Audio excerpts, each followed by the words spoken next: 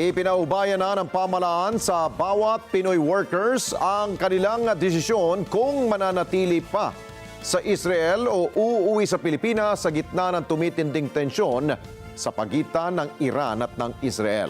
Ito po ay sa harap na rin ng mga problema sa paglilikas sa mga OFW dahil po sa pagsasara ng mga airport dahil sa giyera at patuloy na pambobomba.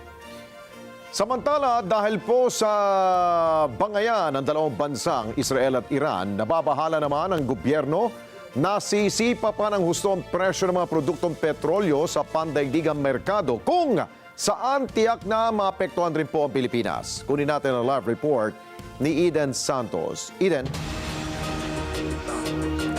Yes, Alex, nadaragdagan na ang bilang ng mga overseas Filipino workers na nais na magpa-evacuate sa pamahalaan bunsod ng tumitinding giyera sa pagitan ng Israel at Iran. Ang sabi ng Pangulo nga ay depende pa rin sa magiging desisyon ng mga OFW ang repatriation ng mga ito dahil sa takot na rin sa mga nangyayaring kaganapan sa Israel at Iran.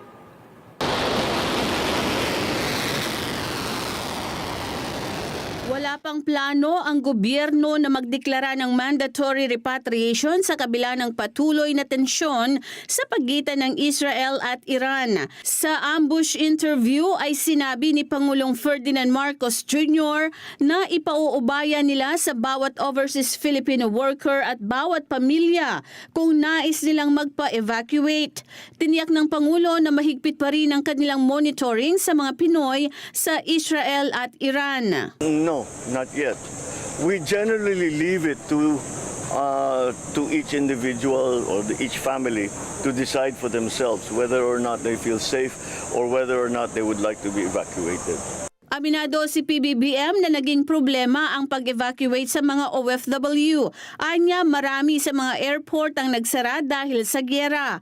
May mga OFW na rin anya na nagpapatulong na makalabas dahil sa takot, bunsod ng mga pambobomba. Batay sa tala ng Department of Migrant Workers, nasa 109 na mga Pilipino sa Israel at Iran ang nais na ma-repatriate. Some have asked to be evacuated out of Israel.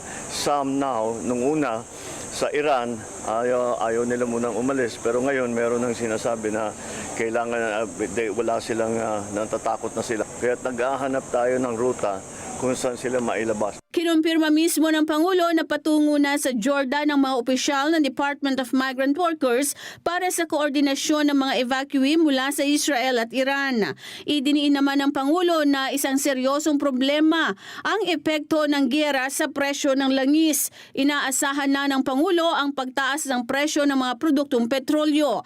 Tiniyak ng Pangulo na muling mamamahagi ng fuel subsidy para sa mga apektadong sektor. Because the Straits of Hormuz will then be blocked if it escalates. The oil cannot come out of its sources, so the prices will certainly be affected. So the subsidies that we have always given, fuel subsidies, that we gave to, now we will have to do the same for those who are severely affected, stakeholders, by any instability in the price of oil. Yes, it's a serious problem. Alex, patuloy ang ginagawang pag-contact ng gobyerno sa ating mga kababayan sa Israel at Iran. Kaugnay pa rin ng repatriation sa mga ito sakaling tumindi pa ang sitwasyon sa Israel at Iran. Alex? Okay, Eden, meron na ba o ano ba ang mga nakakasang mga programa na pwedeng ialok ng gobyerno dun sa mga lilikas sa mga Pilipino? Baka naman yun ang inaantay ng ating mga kababayan na meron silang matutunghayan dito ng mga programa. Baka kasi walang programa, ay ayaw nilang umalis sa Israel. Alex, yan ay hindi pa rin naman na ilalatag ng gobyerno sa pamamagitan ng DMW, pero definitely may tulong na iaabot ang pamahalaan sa mga uuwing OFWs na apektado nga ng gera dyan sa bahagi ng Israel at Iran.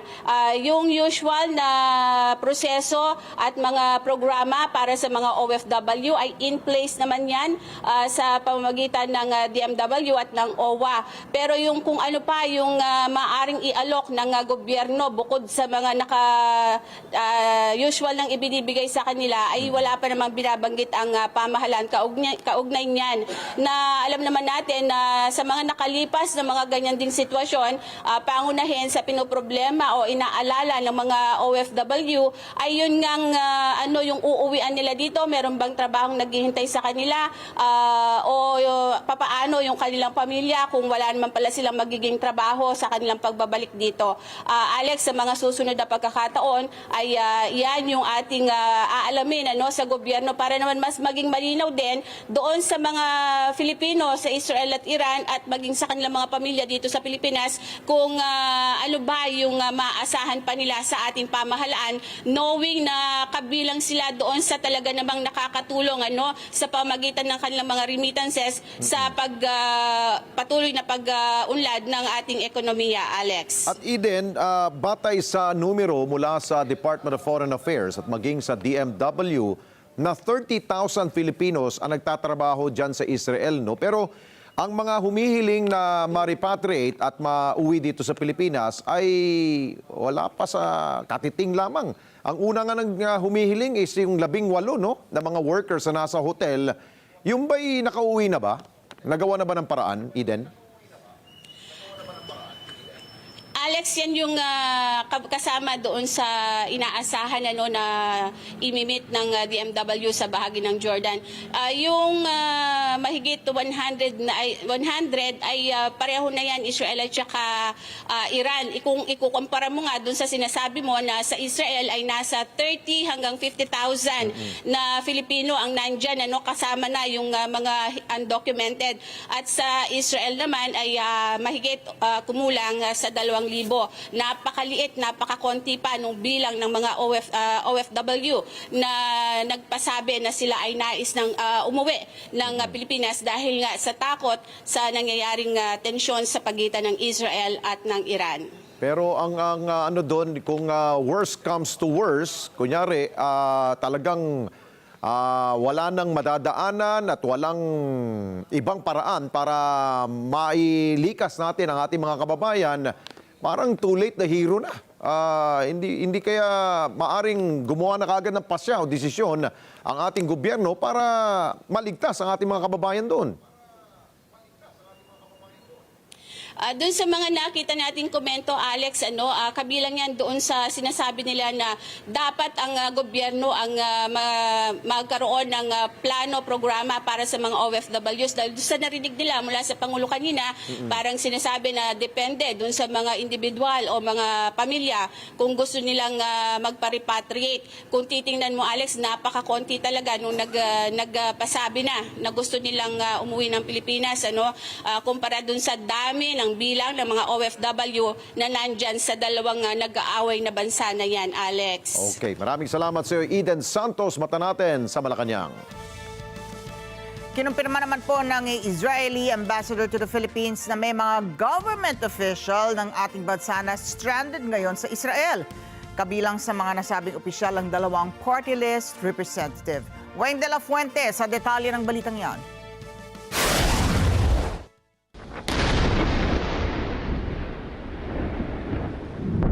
Tiniyak ng Israeli government ang tulong sa may 22 Filipino government officials na naipit sa palitan ng airstrikes sa pagitan ng Israel at Iran. Sinabi ni Israeli Ambassador to the Philippines, Ilan Floss, 16 sa mga na-stranded ay bahagi ng Philippine delegation para sa study visit upang makipagpalitan ng kaalaman sa dairy farming, habang ang iba naman kabilang sa Israeli government sponsorship.